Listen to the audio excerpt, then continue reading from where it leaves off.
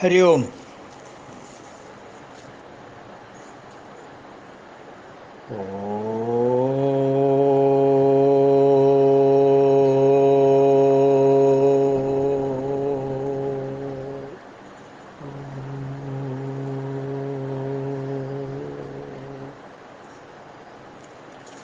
ओम सहनाववतु सहनौ भुनक्तु सह वीर्यं करवावहै तेजस्विनावधीतमस्तु मा विद्विषावहै। ओम शांति शांति शांति। शान्ताकारं भुजगशयनं पद्मनाभं सुरेशं विश्वाधारं गगनसदृशं मेघवर्णं शुभङ्गं लक्ष्मीकान्तं कमलनयनं योगिहृद्ध्यानगम्यं वन्दे विष्णुं भवभयहरं സർവലോകൈകനാഥം.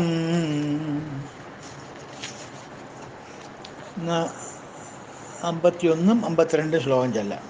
ധർമ്മഗുബ്ധർമ്മകൃദ്ധർമ്മേ സദസക്ഷരം അക്ഷരം അവിജ്ഞാതാ സഹസ്രാംശുർ വിധാതാ കൃതലക്ഷണ ഗഭസ്തിനേമി സത്വസ്ഥ സിംഹോ ഭൂതമഹേശ്വര ആദിദേവോ മഹാദേവോ ദേവേശോ ദേവഭൃഗുരു.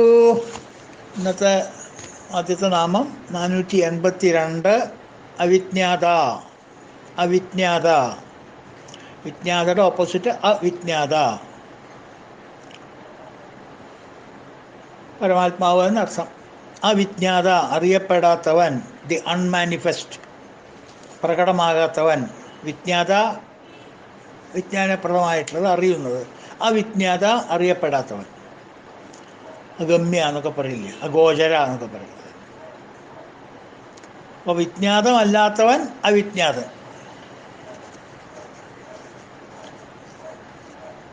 ഒരു പ്രക്രിയ അല്ലെങ്കിൽ ഒരു സംഭവം, ഒരു സിറ്റുവേഷൻ, ഒരു കാര്യം അറിയുന്നവൻ ജീവാത്മാവാണ്, അല്ലേ? ജീവാത്മാവും പരമാത്മാവായിട്ടുള്ള വ്യത്യാസം എന്താ? ജീവാത്മാവിന് അഹങ്കാരമുണ്ട്. ജീവാത്മാ മൈനസ് അഹങ്കാരം ഈസ് പരമാത്മാ. പരമാത്മാ പ്ലസ് അഹങ്കാരം ഈസ് ജീവാത്മാ. അപ്പോൾ അറിയുന്നവൻ ജീവാത്മാവാണ്. I know, I know, I know. അവിടെ ഐനസ് ഉണ്ട്, അത് ജീവാത്മാവാണ്. അഹങ്കാരവും അഹങ്കാരവും ഉണ്ട് അവിടെ. I and my. പക്ഷെ അറിയിപ്പിക്കുന്നവൻ പരമാത്മാവാണ്. അറിയുന്നവൻ വേറെ, അറിയിപ്പിക്കുന്നവൻ വേറെ. അറിയിപ്പിക്കുന്നവൻ അറിവന്നെയാണ്. അവൻ അറിയിപ്പിക്കുന്നവൻ എന്ന് പറഞ്ഞിട്ടൊരു വനില്ല അവിടെ. ആ അറിവന്നെയാണ് അറിയപ്പെടുന്നത്. അപ്പം അറിയുന്നവൻ ഈസ് ഈക്വൽ ടു അറിവ് പ്ലസ് ഞാൻ.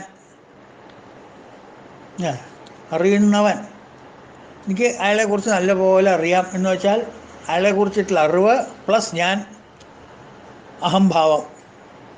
അതാണ് ഞാൻ അറിയുന്നവനാണ്. ഞാൻ അവരെക്കുറിച്ച് അറിയും, എനിക്ക് ജോഗ്രഫി അറിയാം, ഹിസ്റ്ററി അറിയാം, ആറ്റോമിക് എനർജി അറിയാം എന്ന് പറഞ്ഞാൽ I am the knower of something. അപ്പോൾ of something plus I is equal to knower. അപ്പോൾ നോവറിൽ ഒരു ഈഗോ ഉണ്ട്. Element of ego in nowhere.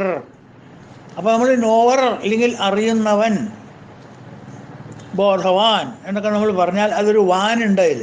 ബോധം മാത്രമല്ല, ബോധം പ്ലസ് വാൻ ഈസ് ഈക്വൽ ടു ബോധവാൻ. ബോധം plus something else is equal to ബോധവാൻ. അറിയുന്നവൻ, ബോധമായിട്ടിരിക്കുന്നവൻ, ബോധമുള്ളവൻ. അപ്പം ബോധമുള്ളവൻ വേഴ്സസ് ബോധം രണ്ടും രണ്ടാണ്. ബോധം ഈസ് ഈക്വൽ ടു അവിജ്ഞാത. ബോധവാൻ ഈസ് വിജ്ഞാത. ബോധവാനെ നമുക്ക് കാണാം, ബോധത്തിനെ നമുക്ക് കാണാൻ പറ്റില്ല. അറിവിനെ നമുക്ക് എങ്ങനെയാണ് കാണാൻ പറ്റുക? ആ അറിവ് ഏതെങ്കിലും ഒരു വസ്തുവിലോ ഒരു സാധനത്തിലോ ആവരണം ചെയ്താൽ നമുക്ക് ആ ആവരണം ചെയ്യപ്പെട്ട സാധനം നമുക്ക് കാണാം. അതിൻ്റെ ബോധം നമുക്കുണ്ട്. അല്ലാണ്ട് വി ഡോണ്ട് നോ ദ ബോധം ആസ് സച്ച്. പ്രകാശം പ്രകാശമായിട്ട് നമ്മൾ കാണുന്നില്ല, എന്തിൻ്റെങ്കിലും ഒരു പ്രകാശമല്ലേ നമ്മൾ കാണുന്നുള്ളൂ. therefore ഭഗവാൻ പ്രകാശം അറിയുന്നവനല്ല, പ്രകാശമാണ്. നോർ ഓഫ് ദ ലൈറ്റ് അല്ല, ലൈറ്റ് ഇറ്റ് സെൽഫ്. അറിയുന്നവനല്ല ഭഗവാൻ, അറിവാണ്. കാണുന്നവനല്ല ഭഗവാൻ, കാഴ്ചയാണ്. ദ വെരി സൈറ്റ് ഈസ് ഭഗവാൻ.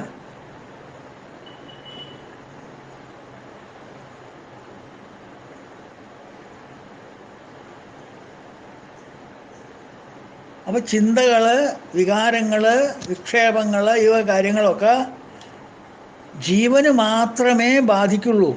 കാരണം അതിനൊക്കെ അഹംഭാവമുണ്ട്. അല്ലെങ്കിൽ ചിന്തയില്ല. എന്ത് ചിന്തയുള്ളത്? അഹങ്കാരം ഇല്ലെങ്കിൽ എന്ത് ചിന്തയുള്ളത്? ഞാൻ അങ്ങനെ ചിന്തിച്ചിരിക്കുകയായിരുന്നു, അപ്പോൾ ഞാൻ ചിന്തിക്കുന്നു ഞാൻ. അവിടെ ഞാൻ ഇൻവോൾവാണ്. അപ്പോൾ ഞാനില്ലാത്തൊരു ചിന്തയില്ല, അവിടെ ഞാനില്ലാത്തൊരു വികാരമില്ല. അതൊക്കെ ഈ വികാരം എന്ന് പറയുന്നതും ചിന്ത എന്ന് പറയുന്നതൊക്കെ ജീവാത്മാവിൻ്റെ പരിധിയിൽപ്പെട്ടതാണ്. പരമാത്മാവിൻ്റെ അവിടെ വികാരവും ഇല്ല, ചിന്തയില്ല, ഒന്നുമില്ല. അവികാര, അചിന്ത്യ. അപ്പോൾ ഒരു അഹംഭാവം ഉണ്ടെങ്കിൽ മാത്രമേ ഈ വികാരവും ചിന്തകളും ഒക്കെ ഉണ്ടാവുള്ളൂ. അഹം ബോധമാണെന്നുണ്ടെങ്കിൽ ഭഗവാൻ അത് ബാധകമല്ല. ഒരു അനുഭവം. ഇപ്പോൾ നമ്മൾ ജീവിതം എന്ന് പറയുന്നത് ഒരു അനുഭവധാരയാണ്. ആ അനുഭവത്തിൽ എന്തൊക്കെ ഘടകങ്ങളാണ് നമുക്ക് വേണ്ടത്? ഒരു അറിയുന്നവൻ വേണം, അനുഭവിക്കുന്നവൻ വേണം, അനുഭവിക്കുന്ന വസ്തു വേണം. അപ്പോൾ ഈ അറിയുന്നവനും അറിയപ്പെടാനിരിക്കുന്ന വസ്തുവും തമ്മിലുള്ള ഒരു റിലേഷൻഷിപ്പ് വേണം. അതാണ് അനുഭവം എന്ന് പറയുന്നത്. അപ്പോൾ അനുഭവം plus something is experience of A pleasant കാര്യം, അല്ലെങ്കിൽ ഒരു ചീത്ത കാര്യം. അത് ഞാൻ അറിയുമ്പോൾ അത് എൻ്റെ എക്സ്പീരിയൻസായി. അപ്പോൾ experiencer, the experienced and the experience. ജീവാത്മാ ഈസ് എക്സ്പീരിയൻസർ, പരമാത്മാവ് എക്സ്പീരിയൻസർ അല്ല. Is the experience. എക്സ്പീരിയൻസർ എന്ന് പറഞ്ഞാൽ അവിടെ ഈഗോയായി. Experiencer of what? Who is the experiencer? I am the experiencer. അവിടെ ഐ വന്നു. Of what? Of something. അപ്പോൾ അവിടെ ഒരു മിഥ്യാവസ്തു വന്നു. അപ്പോൾ ഈ മിഥ്യാവസ്തുവും മിഥ്യയായിട്ടുള്ള ഞാനും കൂടിയിട്ടുള്ള സംസർഗമാണ് എക്സ്പീരിയൻസ് എന്ന് പറയുന്നത്, which is God himself.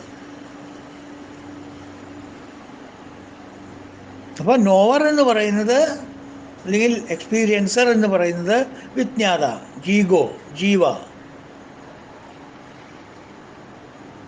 Experienced അല്ലെങ്കിൽ നോൺ അല്ലെങ്കിൽ അറിയപ്പെട്ട വസ്തു എന്ന് പറയുന്നത് പ്രകൃതിയാണ്.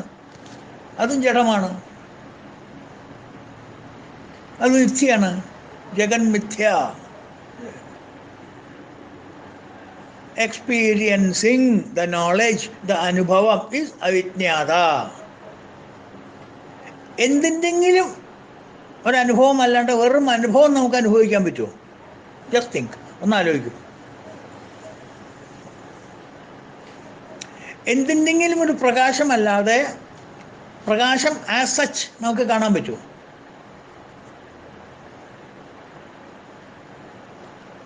എന്താ ഒരു ഇഡിയറ്റ് കേൾക്കണ ശബ്ദം? എന്തെങ്കിലും ഒരു ശബ്ദം എന്നല്ലാതെ ഒന്നിൻ്റെ അല്ലാത്തൊരു ശബ്ദം നമുക്ക് കേൾക്കാൻ പറ്റില്ലല്ലോ. നമുക്ക് കേൾക്കാൻ പറ്റില്ല, കാരണം അതിനുള്ള കണ്ണും മൂക്കും നാക്കും തൊക്കും ചെവിയൊന്നും നമുക്കില്ല. പരിമിതമായിട്ടുള്ള ഇന്ദ്രിയങ്ങൾ മാത്രമേ നമ്മുടെ അടുത്തുള്ളൂ.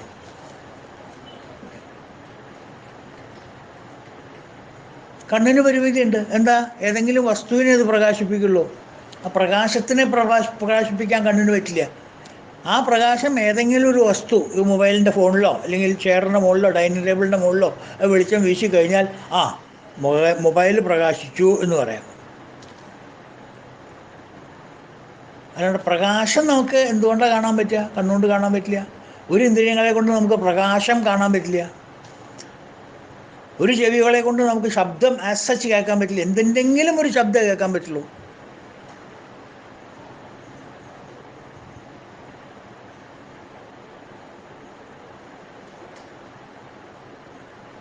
അപ്പോൾ എനിക്ക് ഒരുപാട് കാര്യങ്ങൾ ഇന്ന് അറിയാം. അപ്പോൾ ഈ അറിഞ്ഞ വസ്തുക്കളെയൊക്കെ ഓരോന്നോരോന്നായിട്ട് മാറ്റൂ, ഒക്കെ എടുത്ത് കീറികളയോ തൽക്കാലം. പിന്നെ നമുക്ക് എടുത്ത് ഒട്ടിച്ച് വയ്ക്കാം. എനിക്ക് എന്തൊക്കെ അറിയാം? ഇരുന്നൊന്ന് ആലോചിക്കാം. എന്തൊക്കെ അറിയാം എനിക്ക്? ABCD A to Z അറിയാം, ഇല്ലേ? ഓക്കെ, എ മാറ്റൂ. എ കുറിച്ച് എനിക്കറിയാം, മാറ്റൂ. ബിയെ കുറിച്ച് എനിക്കറിയാം, മാറ്റൂ. സി, ഞാൻ ഡോക്ടറേറ്റ് എടുത്തിട്ടുള്ള എനിക്ക് നല്ല അറിവുണ്ട്. സി മാറ്റൂ. ഡി മാറ്റൂ. എക്സ് മാറ്റൂ. വൈ മാറ്റൂ. സെഡ് മാറ്റൂ. എല്ലാം മാറ്റിയോ? ഇനിയിപ്പോൾ എന്താ കയ്യിലുള്ളത്? എന്തിനെ കുറിച്ചിട്ടുള്ള അറിവാണുള്ളത്? എന്തിനെ കുറിച്ചിട്ടുള്ള അറിവുള്ളത്? ഒന്നിനെ കുറിച്ചിട്ടുള്ള അറിവില്ല. അതിനെ പറഞ്ഞ അജ്ഞാനെന്ന്. ഒന്നിനെ കുറിച്ചിട്ടുള്ള അറിവില്ല. കാരണം ജ്ഞാനത്തിനെ നമുക്ക് കാണാൻ പറ്റില്ല. അപ്പോൾ ഒന്നിനെ കുറിച്ചിട്ടുള്ള അറിവില്ല എന്ന് പറഞ്ഞാൽ ദാറ്റ് ഈസ് അജ്ഞാനം, that is ignorance, that is maya. കാരണം ആ അറിവിനെ നമുക്ക് കാണാനുള്ള കഴിവില്ല. അതുകൊണ്ടാണ് അവിജ്ഞാത എന്ന് പറയുന്നത്. മനസ്സിലായില്ലേ?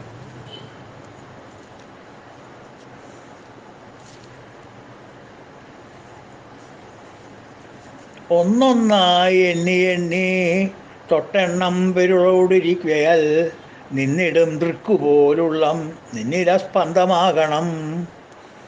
ഒന്നൊന്നായി എണ്ണി എണ്ണി തൊട്ടെണ്ണും പൊരുളൊടുക്കിയാൽ, എല്ലാം അറിയുന്ന പൊരുളുകളും മാറ്റിക്കോളൂ. ഒന്നൊന്നായി എണ്ണി എണ്ണി എണ്ണിയിട്ട് ABCD ഒന്നൊന്നായി എണ്ണി എണ്ണി തൊട്ടെണ്ണം പെരുളിൽ ഒടുക്കിയാൽ പിന്നെയും നിന്നിടും ദൃക്കുപോൽ ഉള്ളം. ഒരറിവ് നിലനിൽപ്പുണ്ടല്ലോ. അത് എന്തിനെ കുറിച്ചിട്ടുള്ള അറിവാ? ഒന്നിനെ കുറിച്ചിട്ടുള്ള അറിവല്ല. അപ്പോൾ ഒന്നിനെ കുറിച്ചിട്ടുള്ള അറിവ് നമ്മളുടെ അടുത്തില്ല. നിന്നില സ്പന്ദമാകണം. അതായിരിക്കണം നമ്മുടെ ഉള്ളിലുള്ള സ്പന്ദനം. അറിവുണ്ട്, പക്ഷെ ഒന്നിനെ കുറിച്ചിട്ടുള്ള അറിവല്ല. എന്നാൽ എല്ലാറ്റിനെ കുറിച്ചിട്ടുള്ള അറിവുണ്ട് ഇനി. അതാണ് അതിൻ്റെ പാരഡോക്സ്. അവിടെയാണ് ദി ഗെയിം ചേഞ്ചർ. അപ്പോൾ ഉപാധിയോട് കൂടിയിട്ടുള്ള ജീവനാണ് എണ്ണുന്നത് നമ്മൾ. നമ്മളുടെ മനസ്സ്, നമ്മളുടെ ശരീരം, നമ്മളുടെ മനസ്സ്, നമ്മളുടെ ബുദ്ധി, BMI എക്വിപ്മെൻറ്റ്, ബോഡി ഇൻ്റർനെറ്റ് എക്വിപ്മെൻ്റ് ആണ്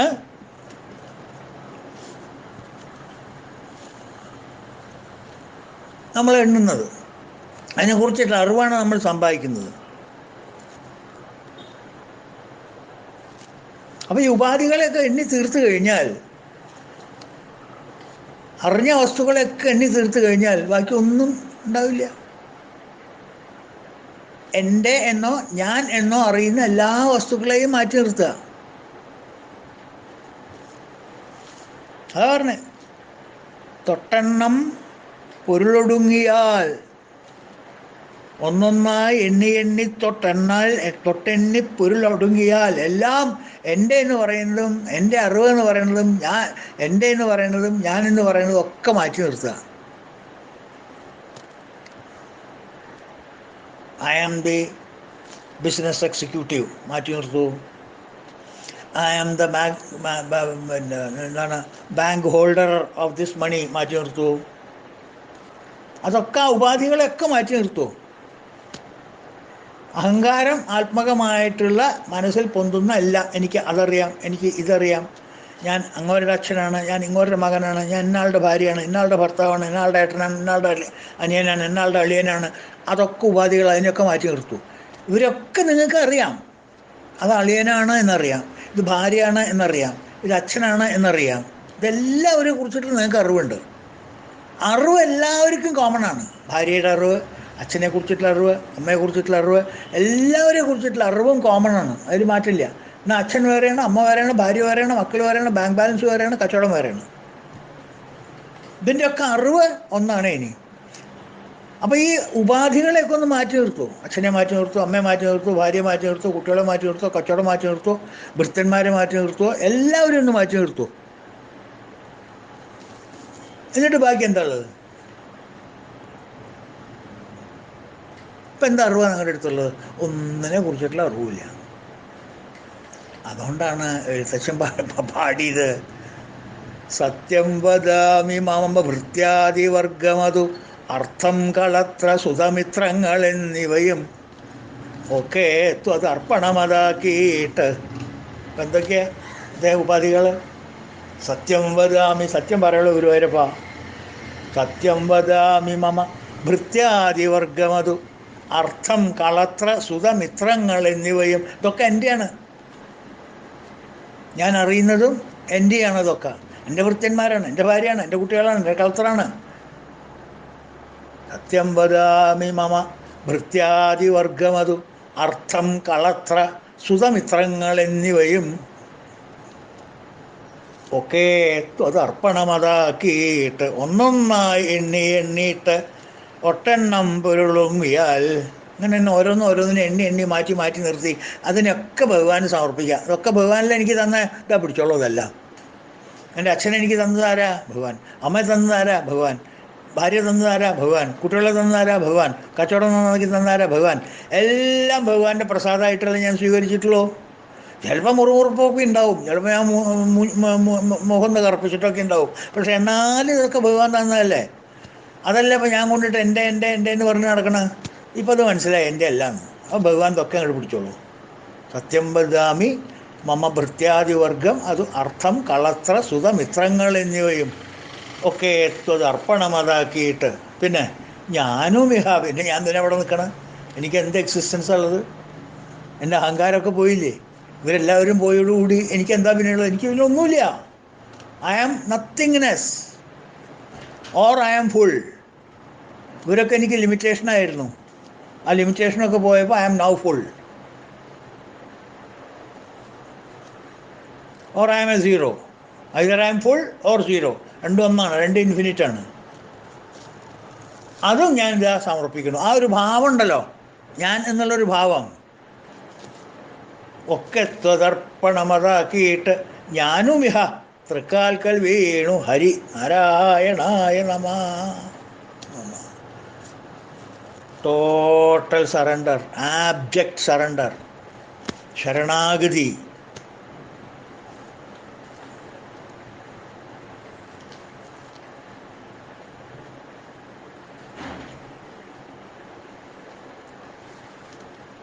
അപ്പോൾ ഈ കാണുന്ന വസ്തുക്കളും ഭഗവാൻ തന്നെയാണ്. അതുകൊണ്ടാണ് ബ്രഹ്മോ ജീവോ ബ്രഹ്മൈവ നാപര ബ്രഹ്മസത്യം ജഗന്മിഥ്യ എന്ന് പറഞ്ഞ ഉടനെ തന്നെ എടുത്തു പറഞ്ഞിട്ട് രണ്ടും രണ്ടാമത് ധരിക്കരുത് കുട്ടികളെ. ഈ ജഗത്തും ഈ ബ്രഹ്മവും രണ്ടും രണ്ടല്ല. അത് രണ്ടാണെന്ന് തോന്നിക്കുകയാണ് നിങ്ങൾക്ക്. ഒന്നായ നിന്നയിഹ രണ്ടെന്നു കണ്ടളവിൽ. രണ്ടാണെന്ന് നിനക്ക് തോന്നിക്കലാണ്, ഭ്രമമാണ് എൻ്റെ. അതുകൊണ്ടാണ് ഞാൻ ക്ലാരിഫൈ ചെയ്യുന്നത്. ഒന്ന് ഭ്രമമാണ്, ഒന്ന് മത്സ്യാണ്, ഒന്ന് മായയാണ്. ബ്രഹ്മസത്യം, സത്യം ഇതാണ്. ജഗൻ മിഥ്യ. ഓഹോ, അപ്പം അത് വേറെ ഇത് വേറെ അല്ല. അല്ല, വേറെ അല്ല. ജീവോ ബ്രഹ്മൈവ നാപര. രണ്ടൊരു വ്യത്യാസമില്ല. അത് ഉപാധി ഉള്ളത്, ഇത് ഉപാധി ഇല്ലാത്തത്. അത് മാനിഫെസ്റ്റ്, ഇത് അൺമാനിഫെസ്റ്റ്. അപ്പോൾ അതാണ് അവിജ്ഞാത നാമത്തിൻ്റെ അർത്ഥം. മനസ്സിലായി? ആ, ഇതിൽ ലളിതാ സഹസ്രനാമം ഇത് പറയുന്നുണ്ട്. ജ്ഞാനജ്ഞേയസ്വരൂപിണി. ജ്ഞാനവും ജ്ഞേയവും അമ്മയാണ് അർത്ഥം. ജ്ഞാനമുദ്ര ജ്ഞാനഗമ്യ ജ്ഞാനജ്ഞേയസ്വരൂപിണി. അപ്പോൾ ഇത് ലളിതാ സഹസ്രനാമത്തുമായിട്ട് ബന്ധമുണ്ട്. പിന്നെ വീണ്ടും പറയണു, മറ്റുള്ള ഗ്രന്ഥങ്ങളായിട്ടും ബന്ധപ്പെട്ട് കിടക്കുന്നതാണ് വിഷ്ണു സഹസ്രനാമം. ഈ സഹസ്രനാമം ഒന്ന് പഠിച്ചു കഴിഞ്ഞാൽ നമുക്ക് ഭഗവത്ഗീതയിലെ കുറേയൊക്കെ പരിചയം കിട്ടും, പല ഉപനിഷത്തുകളിലെയും പരിചയം കിട്ടും, ലളിതാ സഹസ്രനാമത്തിനെ ഒന്ന് പരിചയപ്പെടാം. അങ്ങനെ പല ഗുണങ്ങളുമുണ്ട് ഇത് പഠിച്ചു കഴിഞ്ഞാൽ. മനസ്സിലായോ? അടുത്ത നാമം സഹസ്രാംശു. സഹസ്രാംശു എന്ന് വെച്ചെങ്കിൽ ആയിരക്കണക്കിന് രശ്മിയുള്ളവൻ. 1000 രശ്മിയുള്ളവനല്ല, 999+1 എന്നല്ല സഹസ്രം എന്ന് വെച്ചാൽ അർത്ഥം. ആയിരക്കണക്കിന്, ഒരുപാട് രശ്മിയുള്ളവൻ എന്നർത്ഥം. കാരണം ജ്യോതിഷുകളെല്ലാം ഭഗവാന്റെ തേജസ്സിലാണ് ഉണ്ടാകുന്നത്. ഭഗവാന്റെ തേജസ്സിൽ നിന്നാണ് ഈ ലോകത്തിൽ കാണുന്ന എല്ലാ ജ്യോതിഷും ഉണ്ടാകുന്നത്. ആ ജ്യോതിഷുകളുടെ ഒക്കെ സ്രോതസ്സ് ഭഗവാന്റെ തേജസ്സാണ്. അങ്ങനെയാണ് എന്ന് ശ്രുതികളും സ്മൃതികളും വളരെയധികം ഉദ്ഘോഷിക്കുന്നുണ്ട്. എവിടെ നോക്കിയാലും അവർ തന്നെയാണ് പറയാം, ഇതെല്ലാം ഭഗവാന്റെ തേജസ്സാണ്. Nothing of yours or nothing of anybody for that matter. ആരുടെ ഒന്നുമല്ല. ഈ കാണുന്ന ജ്യോതിഷുകളെല്ലാം എന്താ, കാണുന്ന പ്രകാശങ്ങളൊക്കെ എന്താ, ലെറ്റ് ഇറ്റ് ബി ഇപ്പോൾ സൂര്യൻ്റെ രശ്മി ആയിക്കോട്ടെ, മിന്നൽ പിണറുകളായിക്കോട്ടെ, ഇലക്ട്രിസിറ്റി ആയിക്കോട്ടെ, അടുപ്പിൽ തീ ആയിക്കോട്ടെ, ഗ്യാസിൽ തീ ആയിക്കോട്ടെ, എന്താ ഹോട്ട് പ്ലേറ്റിലെ ചൂടായിക്കോട്ടെ, ഏത് പ്രകാശവും ഭഗവാന്റെ തേജസ്സിൽ നിന്ന് മാത്രമാണ് ഉത്ഭവിക്കുന്നത്. ഒറിജിൻ അവിടെയാണ്. അതിങ്ങനെ മാറി മാറി മാറി മാറി വന്നിട്ടുണ്ടാവും വേറെ വേറെ പാക്കറ്റുകളിൽ. പക്ഷേ അസൽ സാധനം ഭഗവാനിൽ വന്നിട്ടുള്ളതാണ്. എല്ലാറ്റിൽ നിന്നും പുറപ്പെടുന്ന പ്രകാശങ്ങളും ഭഗവാന്റെ തന്നെയാണ്. സൂര്യനിൽ നിന്നുള്ള കിരണങ്ങൾ, ചന്ദ്രനിൽ നിന്നുള്ള കിരണങ്ങൾ എല്ലാം ഭഗവാന്റെ തന്നെയാണ്.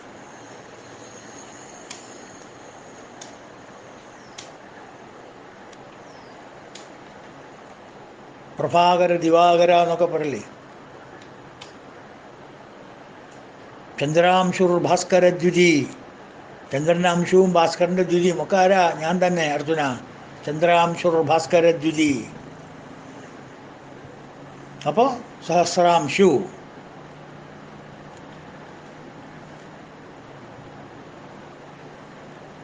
ദക്ഷിണാമൂർത്തി സ്തോത്രത്തിലെ ശ്ലോകം, അത് കണ്ടിട്ടുള്ള ശ്ലോകമാണ്. അത് പഠിച്ചിട്ടുണ്ടോ എനിക്കറിയില്ല, കണ്ടിട്ടുണ്ടോ നമ്മൾ?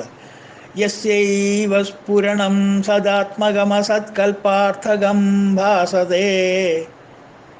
ഈ ലോകത്തിൽ, പ്രപഞ്ചത്തിൽ എല്ലാ പ്രകാശിപ്പിക്കുന്ന വസ്തുക്കളും യസ്യ ഏവ സ്ഫുരണം, ആ ഒരൊറ്റ സ്ഫുരണമാണ്.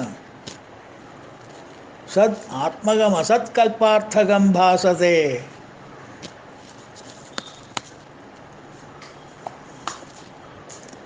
ഭഗവാന്റെ സ്ഫുരണം തന്നെയാണ് പ്രവർത്തിക്കുന്നതെല്ലാം.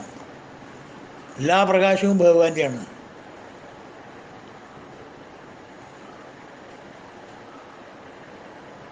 നാനാഛിദ്രഘടോദരസ്ഥിതമഹാദീപപ്രഭാഭാസ്വരം ജ്ഞാനം യസ്യതു ചക്ഷുരാധികരണ ദ്വാരാ ബഹിസ്പന്ദതേ. ഈ ചവിട്ടുകൂടെയും മൂക്കുകൂടെയും നാക്കുകൂടെയും കണ്ണുകൂടെയും ദേഹത്തുകൂടെയും ശരീരത്തുകൂടെയും ഒക്കെ പ്രചോദിപ്പിക്കുന്ന ശക്തി എവിടുന്നാ വരുന്നത്? കണ്ണിന് കാണാനുള്ള കാഴ്ച, കണ്ണ് പ്രകാശിപ്പിക്കാനുള്ള കാഴ്ച, ചെവിക്ക് ശബ്ദം തിരിച്ചറിയാനുള്ള കാഴ്ച, ശബ്ദം ഉള്ള പ്രകാശം, ത്വക്കിന് സ്പർശിക്കാനുള്ള പ്രകാശം, മൂക്കിന് ഘ്രാണിക്കാനുള്ള പ്രകാശം, നാവിന് ടേസ്റ്റ് ചെയ്യാനുള്ള പ്രകാശം, ഇതൊക്കെ എവിടുന്നാണ് കിട്ടുന്നത്? അത്യുജ്വലമായിട്ടുള്ളൊരു ഉപമയാണ് ആദിശങ്കരൻ പറയണത്. നിറയെ തുളകളുള്ള ഒരു കുടം, അത് കവിച്ച് വെച്ചിരിക്കുക.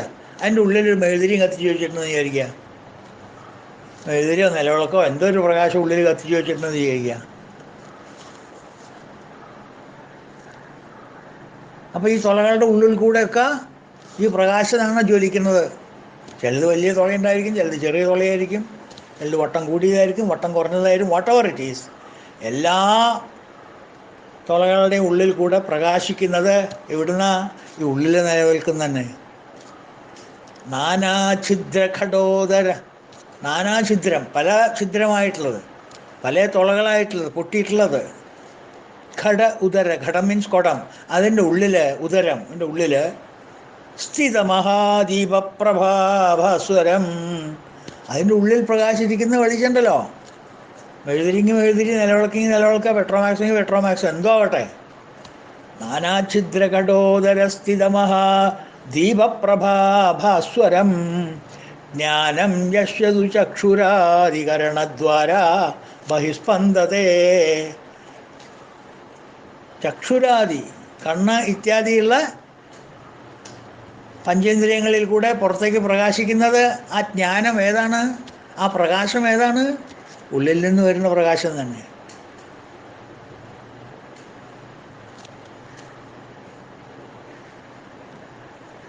കൃഷ്ണമൂർത്തി ശങ്കരൻ പറയണം. ശങ്കരൻ പഠിക്കാണ്ട് പറയോ? ആണോ? പറയില്ലോ ശങ്കരൻ. ത്വമേവ ബന്ധമനുഭാതി സർവം തസ്യ ഭാസ സർവവിധം വിഭാതി. എന്താ അർത്ഥം? ത്വമേവ ബന്ധം അനുഭാതി സർവം. കർപ്പൂരം കത്തിച്ചിട്ട് ഭഗവാന്റെ അങ്ങനെ കാണിക്കുമ്പോഴേ പറയേണ്ടതാണ് ത്വമേവ ബന്ധം അനുഭാതി സർവം. എൻ്റെ പ്രകാശമാണ് ഈ ലോകം മുഴുവൻ ജ്വലിക്കുന്നത്. തസ്യ ഭാസ സർവവിധം വിഭാതി. എൻ്റെ പ്രകാശമാണ് ഈ ലോകം മുഴുവൻ ജ്വലിക്കുന്നത്. പിന്നെ ഞാൻ എന്തിനാ ചെറിയ കർപ്പൂരം കാണിച്ചിട്ട് കാര്യം? എന്നാലും എൻ്റെ ഒരു ഭക്തി കൊണ്ട് ഞാൻ കാണിക്കണം. മുണ്ടകോപനിഷത്ത്.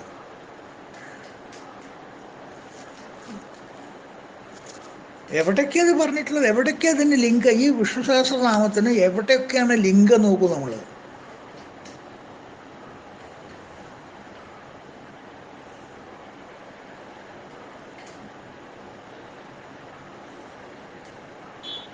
ലളിതാ സഹസ്രനാമത്തിലും പറഞ്ഞിട്ടുണ്ട്, 2 പ്രാവശ്യം പറഞ്ഞിട്ടുണ്ട്. 2 നാമങ്ങളുണ്ട്.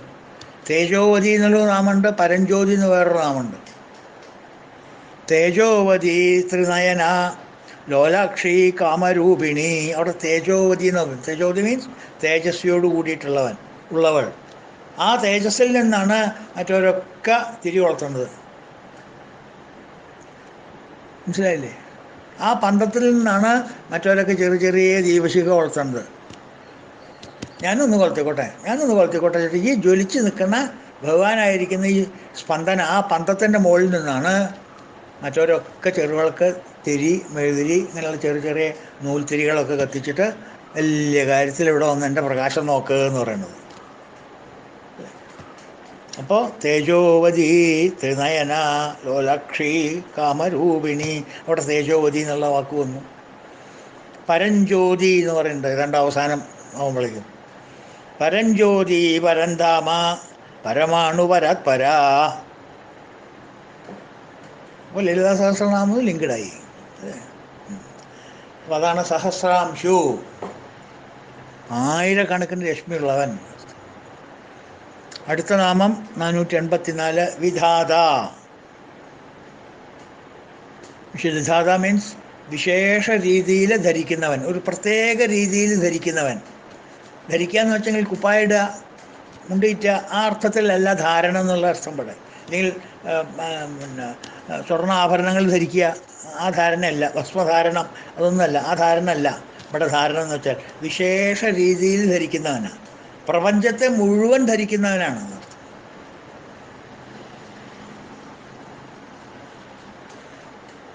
വെച്ചാൽ പ്രപഞ്ചവിധാനം നിർവഹിക്കുന്നവൻ അർത്ഥം ആണ് പ്രപഞ്ചത്തിനെ വഹിക്കുക എന്ന് പറഞ്ഞാൽ. പ്രപഞ്ചത്തിനൊരു ഒരു ഒരു ഒരു റിതം, ഒരു താളം, ഒരു ലയം, ഒരു ശുചിയൊക്കെ ഉണ്ടല്ലോ പ്രപഞ്ചത്തിന്. അതിനെ നിർവഹിക്കുന്നവനാണ് ഭഗവാൻ. ആ വ്യവസ്ഥ നിർവഹിക്കുന്നവനാണ് ഭഗവാൻ. അല്ലാണ്ടത് ഭഗവാൻ ലോകം ധരിക്കുക എന്ന് പറഞ്ഞാൽ ലോകോദ്ധാരക, ജഗതോദ്ധാരക എന്നൊക്കെ പറഞ്ഞാൽ ജഗത്തും ലോകമൊക്കെ മുഴുവൻ അദ്ദേഹം പാവം തലയിൽ ഇങ്ങനെ കയറ്റി നിൽക്കുകയാണ്. അതൊക്കെ കാർട്ടൂൺ വരയ്ക്കണ പുരാണങ്ങൾക്ക് പറ്റും. അതല്ല അതിൻ്റെ അർത്ഥം. അതിൻ്റെ സിഗ്നിഫിക്കൻസ് അതല്ല, തലയിൽ വെച്ച് നിൽക്കണമെന്നല്ല. പ്രപഞ്ചവിധാനം നിർവഹിക്കുന്നവൻ അർത്ഥം. വസ്ത്രത്തെ ധരിക്കുന്നത് നൂലാണ് എന്ന് പറഞ്ഞാൽ എന്താ അതിൻ്റെ അർത്ഥം?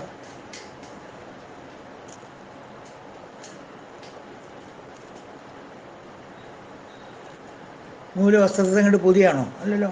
മനസ്സിലായില്ലേ? അതിൻ്റെ അർത്ഥം മനസ്സിലായില്ലേ? വസ്ത്രത്തെ ധരിക്കുന്നത് അല്ലെങ്കിൽ താങ്ങുന്നത് നൂലാണ്. ആ വസ്ത്രത്തിൻ്റെ ആധാരം എന്താ? അതിൻ്റെ ഊടും പാവും എന്താ? നൂല്. ആ അർത്ഥത്തിൽ വേണം നമ്മൾ എടുക്കാൻ ധാരണ എന്നുള്ളത്. തിരമാലകളെ ധരിക്കുന്നത് എന്താ? തിരമാലകളെ ധരിക്കുന്നത് എന്താ? ഏതിൻ്റെ ശക്തിയിലാണ് തിരമാലകളായിട്ട് നിലകൊണ്ട് നിൽക്കുന്നത്? ഏതുണ്ടെങ്കിലാണ് തിരമാലകൾ നിൽക്കുക, ഏതില്ലെങ്കിലാണ് തിരമാലകൾ ഇല്ലാണ്ടാവുക? ഏതാ? സമുദ്രം. ഇനി ഞാൻ ഉദാഹരണങ്ങൾ പറയുന്നില്ല, പിന്നെയും നമ്മുടെ പാമ്പും കോണിയൊക്കെ വരേണ്ടി വരും. കുടം, ആഭരണം ഇതൊക്കെ വരേണ്ടി വരും. എന്താ അങ്ങോട്ടൊന്നും വെറുതെ വേണ്ടാത്തവനും പോണ്ട. മനസ്സിലായെന്ന് ഞാൻ വിചാരിക്കുന്നു. അപ്പോൾ ആ രീതിയിലാണ് വിധാത എന്ന് പറയാൻ കാരണം. മനസ്സിലായോ?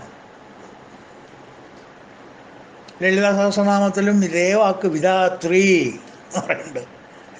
ഇവിടെ വിധാത, അവിടെ വിധാത്രി. വേദജനനി വിഷ്ണുമായാ വിലാസിനി. വിധാത്രി വേദജനനി വിഷ്ണുമായാ വിലാസിനി.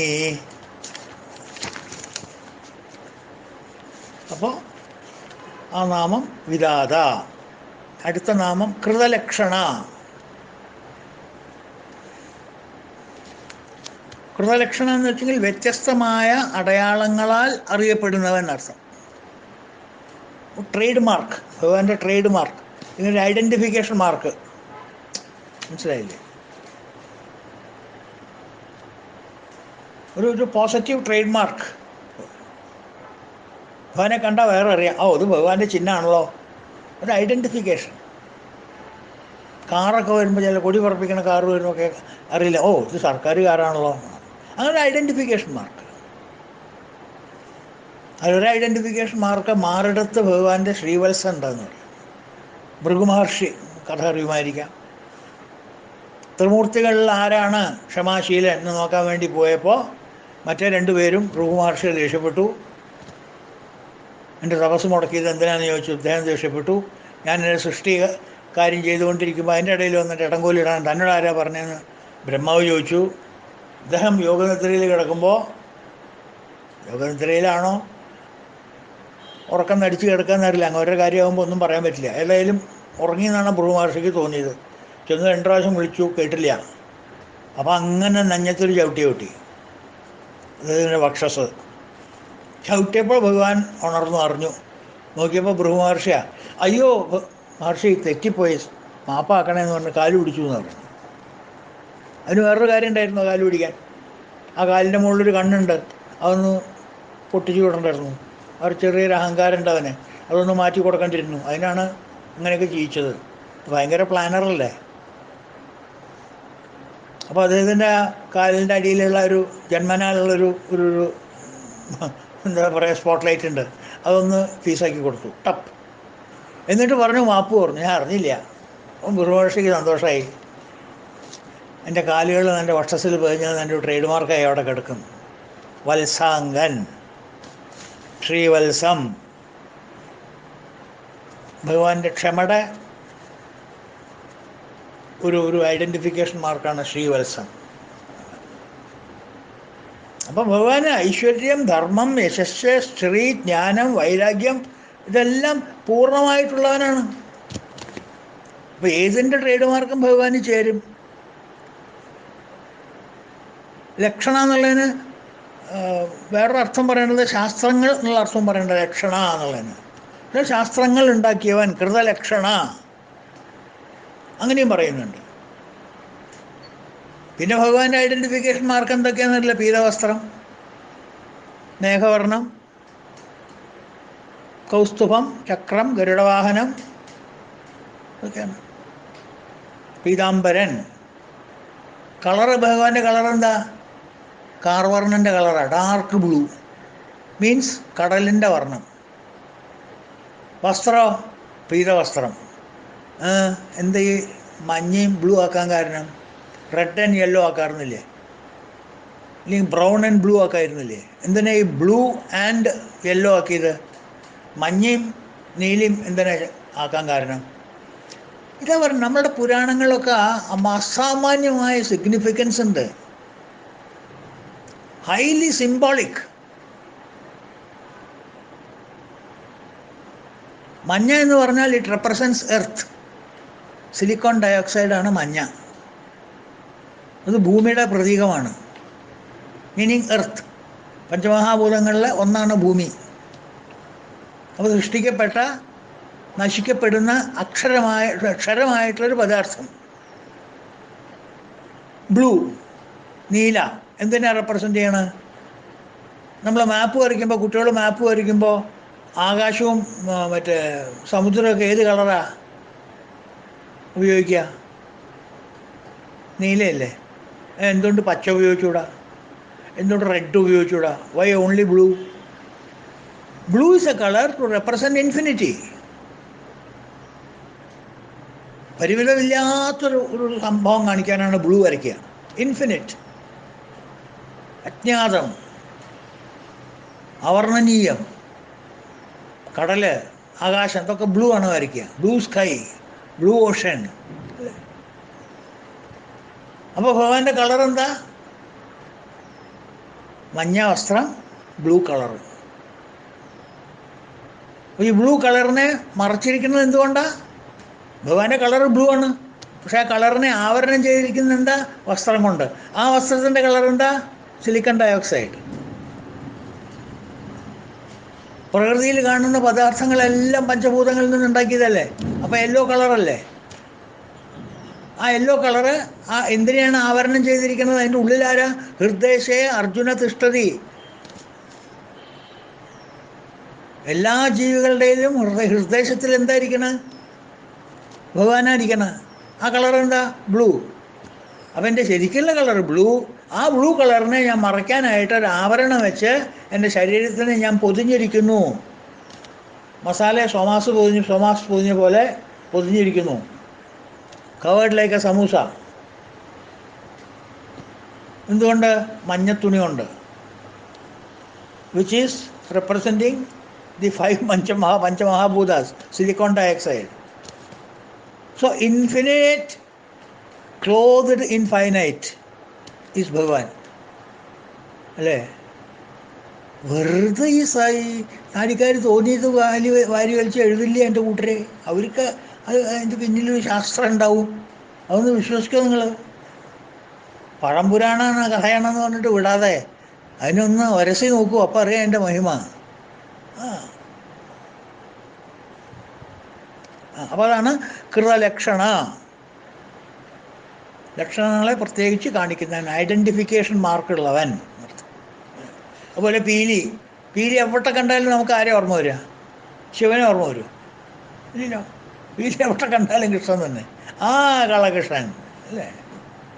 അപ്പം ആ ട്രേഡ് മാർക്ക്, അങ്ങനെ ട്രേഡ് മാർക്കുകൾ കൃതലക്ഷണ ഉണ്ടാക്കിയിട്ടുള്ളവൻ എന്നർത്ഥം. എല്ലാ ദേവന്മാർക്കും ഉണ്ട് അങ്ങനെ. തൃശ്ശൂലം കണ്ടാൽ നമുക്ക് ആരെ ഓർമ്മ വരിക? ഭസ്മക്കുറി കണ്ടാൽ ആരെ ഓർമ്മ വരിക? കൊടവയർ കണ്ടാൽ ആരെ ഓർമ്മ വരിക? എല്ലാവർക്കും ഉണ്ട്. അടുത്ത നാമം 486 ഗഭസ്തിനേമി. കണ്ടതാ നമ്മൾ. ഗഭസ്തിനേമി വെച്ചെങ്കിൽ രശ്മികളുടെ നേമിയായവൻ. ഗഭസ്തി മീൻസ് രശ്മി, നേമി മീൻസ് കിങ്. ഗഭസ്തിനേമി, രശ്മികളുടെ രാജാവ്. ആരാ? സൂര്യനാരായണൻ തന്നെ. സൂര്യനാരായണ മൂർത്തിയാണ് സവിതൃമണ്ഡലത്തിലെ മധ്യത്തിൽ സ്ഥിതി ചെയ്യുന്നത്. ഹിരൺമയമായ ശരീരത്തോടു കൂടിയിട്ട് ശംഖ് ചക്രധാരിയായിട്ട് സവിതൃമണ്ഡലത്തിൻ്റെ നേർമധ്യത്തിൽ സൂര്യനാരായണ ഭഗവാനാണ് സ്ഥിതി കൊള്ളുന്നത്. അദ്ദേഹത്തിൻ്റെ പ്രകാശമാണ് ഈ ലോകമെല്ലാം വിളങ്ങിയിടും സൂര്യരശ്മി പ്രകാശം.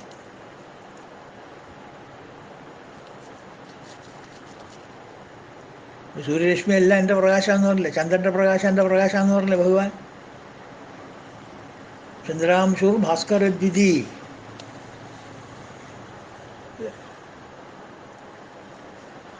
യഥാദിത്യഗതം തേജോ ജഗദ്ഭാസയതേഖിലം. യദ് ആദിത്യഗതം തേജോ ജഗദ്ഭാസയതേ അഖിലം. ഈ അഖിലമായിട്ടുള്ള ജഗത്തിനെയും പ്രകാശിപ്പിക്കുന്ന ആ സ്വരൂപൻ എൻ്റെ രൂപത്തിലുള്ള സൂര്യനാരായണനാണ്. സവിതൃമണ്ഡലത്തിൽ ഞാൻ അദ്ദേഹത്തിനെയാണ് ഏൽപ്പിച്ചിരിക്കുന്നത്. ഗഭസ്തിനേമി. അടുത്ത നാമം സത്വസ്ഥ. സത്വസ്ഥ എന്ന് വെച്ചാൽ സത്വഗുണസ്വരൂപൻ എന്നുള്ള അർത്ഥം എടുക്കാം. സത്വങ്ങളിൽ ജീവികളിൽ സ്ഥിതി ചെയ്യുന്നവൻ. സത്വം എന്ന് വെച്ചാൽ ജീവികൾ എന്നുള്ള അർത്ഥമുണ്ട്. ഇതെന്തൊരു സത്വമാണത് പറയില്ല നമ്മൾ. അപ്പോൾ സത്വം എന്ന് വെച്ചെങ്കിൽ ജീവികൾ എന്നുള്ള അർത്ഥമുണ്ട്. അപ്പോൾ എല്ലാ ജീവികളിലും സ്ഥാ മീൻസ് സ്ഥാണുവായിട്ടിരിക്കുന്നവൻ, നിലകൊള്ളുന്നവൻ, അല്ലെങ്കിൽ സത്വഗുണസ്വരൂപനായിരിക്കുന്നവൻ. ഇപ്പോൾ സത്വഗുണം ആണല്ലോ. പ്രകാശസ്വരൂപമാണല്ലോ സത്വഗുണം. കാരണം രജസ്സും ഇല്ല, തമസ്സും ഇല്ല.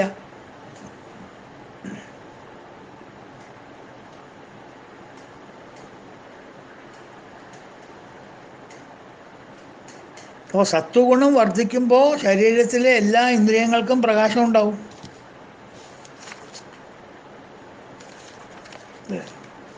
സത്വഗുണം നമ്മളുടെ ഒരു വ്യക്തിയിൽ പ്രകാശിക്കുമ്പോൾ ആ പ്രകാശം ഏതൊക്കെയാണോ പോകുന്നത്? നമ്മൾ നേരത്തെ പറഞ്ഞില്ലേ, യസൈവസ്ഫുരണം അല്ലെങ്കിൽ നാനാഛിദ്ര ഘടോദരസ്ഥിത മഹാദീപപ്രഭാ ഭാസ്വരം ജ്ഞാനം യസ്യതു ചക്ഷുരാധികരണദ്വാര ബഹിസ്പന്ദതേ. ആ പ്രകാശം പുറത്തേക്ക് പോകുന്നത് ഈ കണ്ണ്, മൂക്ക്, ചെവി, നാക്ക്, ത്വക്ക് ഈ വഴി കൂടെയാണ്. അപ്പോൾ ആ പ്രകാശം സത്വപ്രകാശമാണെങ്കിൽ, സാത്വിക ഗുണം ആ പ്രകാശത്തിൽ നിറഞ്ഞിരിക്കുന്നതാണെങ്കിൽ പുറത്തേക്ക് വരുന്നത് സാത്വികം തന്നെയാവുള്ളൂ, അല്ലേ? ടാങ്കിൻ്റെ ഉള്ളിൽ പ്യുവർ വാട്ടർ ആണെങ്കിൽ കിട്ടുന്നതും പ്യുവർ വാട്ടർ ആവില്ലേ? കണ്ടാമിനേറ്റഡ് വാട്ടർ ആണെങ്കിൽ കണ്ടാമിനേറ്റഡ് വാട്ടർ കിട്ടും.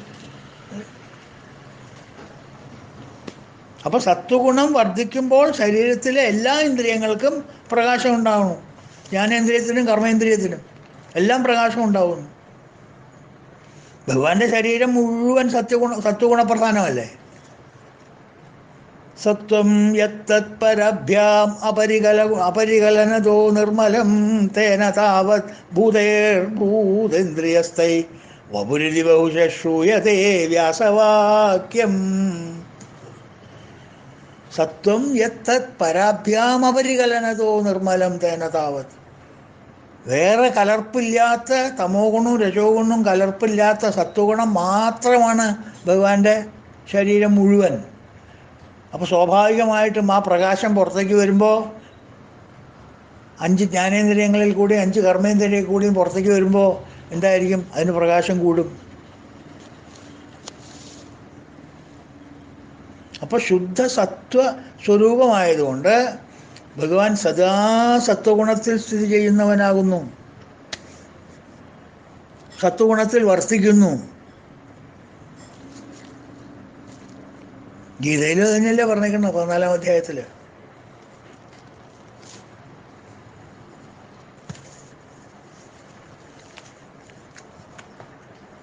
ശരീരത്തിൽ പേഴ്സണാലിറ്റിയിൽ അധികം സത്വഗുണമാണെങ്കിൽ അതെങ്ങനെ പ്രകാശിക്കും? അധികം രജോ ഗുണമാണെങ്കിൽ അതിൻ്റെ ലക്ഷണങ്ങൾ എന്താണ്? അധികം തമോ ഗുണമാണെങ്കിൽ അതിൻ്റെ ലക്ഷണങ്ങൾ എന്താണ് എന്ന് 14-ാം അധ്യായത്തിൽ വളരെ സ്പഷ്ടമായിട്ട് പറഞ്ഞിട്ടുണ്ടല്ലോ. അവിടെ പറയുന്നത് സർവദ്വാരേഷു ദേഹേസ്മിൻ പ്രകാശ ഉപജായതേ ജ്ഞാനം യഥാതമവ്യദ്വം വൃദ്ധം സത്വമിതത്യുത.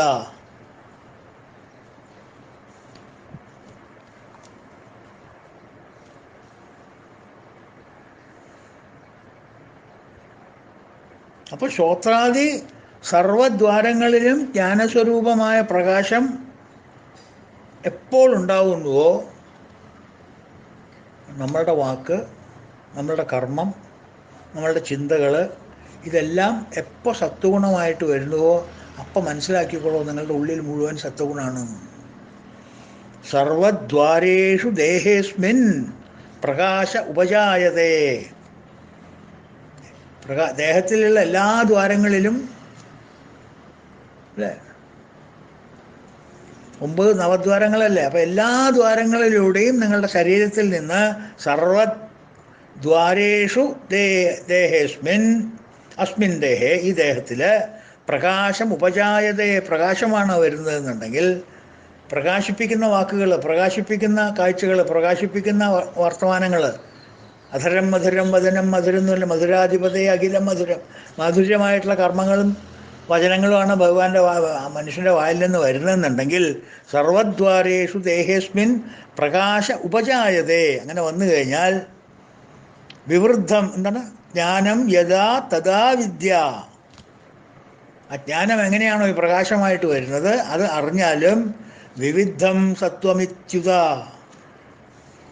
സത്വഗുണം ഉള്ളിൽ വർദ്ധിച്ചിട്ടുണ്ടെന്ന് മനസ്സിലാക്കിയാലും ദ്വാരങ്ങൾ തോറും ഈ മെയ്യിൽ ജ്ഞാനം തെളിവും എപ്പോഴോ. ദ്വാരങ്ങൾ തോറും ഈ മെയ്യിൽ ജ്ഞാനം തെളിയും എപ്പോഴോ. അപ്പോൾ സത്വം വാച്ചു നിൽപ്പുണ്ടെന്നീ വണ്ണം ധരിക്കണം. ആ സമയത്ത് നിങ്ങൾക്ക് മനസ്സിലാക്കണം, ഇത് സത്വഗുണപ്രധാനിയാണല്ലോ എന്ന് മനസ്സിലാക്കണം എന്ന് പറയും 14-ാം അധ്യായത്തിൽ. ഈ ബ്യൂട്ടിഫുൾ ശ്ലോകം.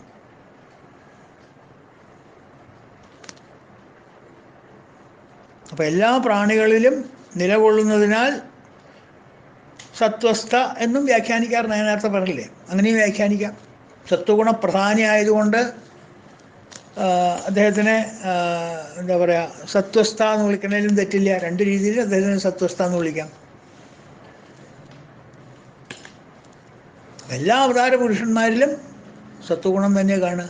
വിഷ്ണുവിൻ്റെ അവതാരങ്ങളിൽ മാത്രമല്ല, എല്ലാ അവതാരങ്ങളിലും, എല്ലാ പ്രധാനപ്പെട്ട അവതാരങ്ങളിലും എല്ലാം സത്വഗുണം തന്നെ കാണുക. ഭഗവാന്റെ അംശം തന്നെയല്ലേ.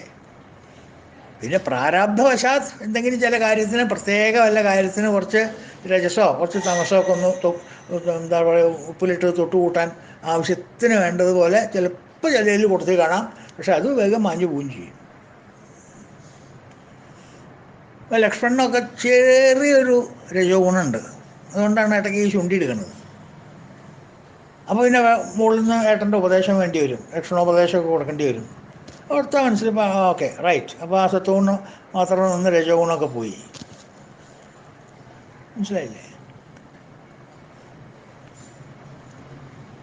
അപ്പോൾ നമ്മൾ എന്താ ചെയ്യേണ്ടത്? ഉള്ളിൽ സത്വഗുണം നിറയ്ക്കാനുള്ള വഴി നോക്കുക. അങ്ങനെ എന്താ ചെയ്യുക? മനസ്സിനെ ഇന്ദ്രിയങ്ങളിൽ വിടാതെ ബുദ്ധിയുടെ സ്വാധീനത്തിൽ നിർത്താൻ നോക്കുക. ബുദ്ധിയാണ് പ്രകാശിക്കുന്നത്. ബുദ്ധിപ്രകാശത്തിൻ്റെ ഉള്ളിൽ, ആ വലയത്തിൽ, ആ പ്രകാശവലയത്തിൽ നമ്മുടെ മനസ്സിനെ നിർത്താൻ നോക്കുക. അത് നിർത്തിക്കഴിഞ്ഞാൽ it makes a lot of difference.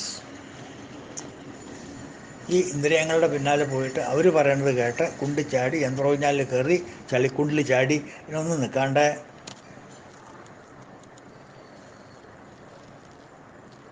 ഉള്ളിലൊരു മാഗ്നറ്റിക് സെൻറ്റർ ഉണ്ട്, ഒരു അട്രാക്ഷൻ സെൻറ്റർ ഉണ്ട് ഉള്ളിൽ. ബുദ്ധി വഴിയാണ് ഭഗവാൻ അട്രാക്റ്റ് ചെയ്യണത് നല്ല കാര്യങ്ങൾ. ആ അട്രാക്റ്റ് ചെയ്യണതിൽ പെടാൻ നോക്കൂ. നിങ്ങൾ മാഗ്നറ്റ് കണ്ട മനസ്സ് ഒപ്പം ഓടിപ്പോയി, അയ്യോ ഇന്നിപ്പോൾ പിടിച്ചാലോ എന്ന് ഓടിപ്പോയി. അങ്ങനെ ഓടിപ്പോണ്ട. അതിൻ്റെ അട്രാക്ഷൻ, അതിൻ്റെ എന്താ പറയുക, ആ കാന്തവലയത്തിൽ പെട്ടോളൂ. ഒരു തെറ്റും ഉണ്ടാവില്ല. നിങ്ങളുടെ മനസ്സിനെ അവിടെ കൊണ്ട് ചാടിച്ചോളൂ, ആ സ്കൂളിൽ ചേർത്തോളൂ, ഇവിടുന്ന് TC വാങ്ങിച്ചോളൂ. എപ്പോഴൊക്കെ വിസിറ്റ് ചെയ്യുക, ആവശ്യത്തിന് എന്തെങ്കിലും ആവശ്യം ഉണ്ടെങ്കിൽ കാണുക, കേൾക്ക്, നക്ക്, പിടിക്കുക, എന്തെങ്കിലുമൊക്കെ ചെയ്യണമെങ്കിൽ അപ്പോൾ ആവശ്യത്തിന് ചെയ്യാം. പക്ഷെ വിത്തൗട്ട് അഹങ്കാരം, അഹങ്കാരം ഇല്ലാണ്ട് ചെയ്യാം. ഈശ്വരേച്ഛയാ യച്ഛയാകൃതം. ബേസിക്കലി ആയിട്ട് പ്ലേസ് ഓഫ് റെസിഡൻസ് ഒന്ന് മാറ്റുക. ഇന്ദ്രിയങ്ങളിൽ നിന്ന് ബുദ്ധിയിലേക്ക് തൽക്കാലം ഒന്ന് മാറ്റുക. അങ്ങനെ വരുമ്പോൾ സത്വഗുണം തന്നെ വർദ്ധിച്ചു വരും. സത്വഗുണം മനസ്സിൽ വർദ്ധിക്കുമ്പോൾ നമ്മുടെ പ്രവൃത്തികളിൽ കാണുന്നതും സത്വഗുണം കൂടുതലുണ്ടാവും. ഇന്ദ്രിയങ്ങളിലൂടെ പ്രവഹിക്കുന്നതും ഇതേ ഇന്ദ്രിയങ്ങളിലൂടെ പ്രവഹിക്കുന്നതും സത്വഗുണം തന്നെയായിരിക്കും. ബിക്കോസ് ഇന്ദ്രിയങ്ങൾ by themselves have no existence. അവർക്കായിട്ടൊന്നും ചെയ്യാൻ അധികാരമില്ല. ആ ചുടുവെള്ളം വിടാമെന്ന ചുടുവെള്ളം വിടും, തണുത്ത വെള്ളം വിടാമെന്ന തണുത്ത വെള്ളം വിടും, ചളിവെള്ളം വിടാമെന്ന ചളിവെള്ളം വിടും. റാൻ മുകളിൽ നിൽക്കണം. അപ്പോൾ ബുദ്ധി മനസ്സൊന്നും കൂടി തിരിഞ്ഞ് നിന്നിട്ട് ഞാൻ നാളെ തൊട്ട് ഇങ്ങനെ കേട്ടോ എന്ന് പറഞ്ഞാൽ ഒരു റാൻ എന്ന് പറയും. അത്രയേ ഉള്ളൂ. അതാണ് അതിൻ്റെ ട്രിക്ക് ഓഫ് ദ ട്രേഡ് എന്ന് പറയില്ലേ. ശരി, അപ്പോൾ തൽക്കാലം ഇന്ന് നമുക്ക് ഇവിടെ നിർത്തുക. ബാക്കിയുള്ള നാമങ്ങൾ നമുക്ക് നാളെ നോക്കാം. അതുവരെ എല്ലാവർക്കും ഹരി ഓം. ഓം പൂർണ്ണമദ പൂർണ്ണമിദം പൂർണ്ണാത് പൂർണ്ണമുദച്യതേ പൂർണ്ണസ്യ പൂർണ്ണമാദായ പൂർണ്ണമേവാവശിഷ്യതേ. ഓം ശാന്തി ശാന്തി ശാന്തി. ഹരി ഓം തത്സത്. ഓം ശ്രീ ഗുരുഭ്യോ നമഃ. ഭഗവാനേ കൃഷ്ണ ഗുരുവായൂരപ്പാ രക്ഷിക്കണേ.